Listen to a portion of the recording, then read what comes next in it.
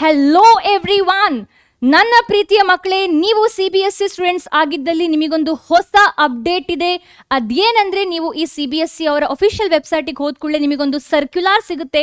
So ಆ circular CBSE class 11th ಮತ್ತೆ 12th ನಾ ಹೊಸ ಸಿಲೆಬಸ್ ಬಗ್ಗೆ ಮಾತಾಡುತ್ತೆ. So let see what exactly the circular is talking about.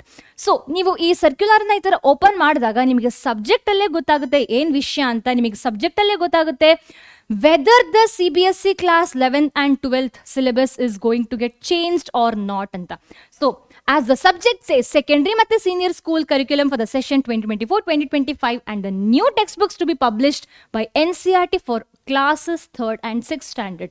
So 6th ಮತ್ತು 3rd ಕ್ಲಾಸ್ ಸ್ಟೂಡೆಂಟ್ಸ್ ಏನಿರ್ತಾರೆ, 3rd ಸ್ಟ್ಯಾಂಡರ್ಡ್ ಮಕ್ಕಳು ಏನಿರ್ತಾರೆ, ಸೊ ಅವರ NCERT ಏನಿತ್ತು ಮುಂಚೆದು, ಸೊ ಅದು ಚೇಂಜ್ ಆಗಿ ಈಗ ಹೊಸ NCERT ಬರಲಿಕ್ಕಿದೆ ಅಂತ. ಸೊ ಇಲ್ಲಿ ನೀವು ಫಸ್ಟ್ ಪಾಯಿಂಟ್ ಅನ್ನ ನೋಡಿದ್ರೆ, CBSE provides the annual curriculum for the classes 9th up till 12th containing academic content, syllabus for the examinations with the learning outcomes, pedagogical practices and assessment guidelines.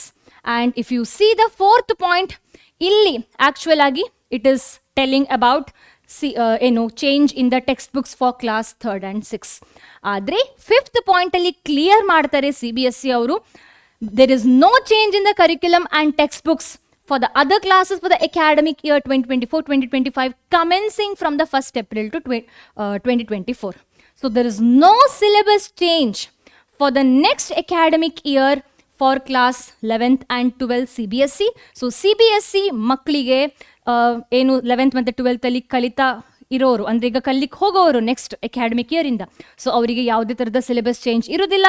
2023 academic year ಅಲ್ಲಿ ಏನು syllabus ಇತ್ತು 11th ಮತ್ತು 12th ಇದು, so that is going to continue as it is. So there is no syllabus change for class 11th and 12th for the new academic year. It will be continuing as such it was in the 2023.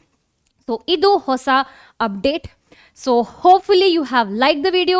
So let's meet in the next class, next video. Until then, bye.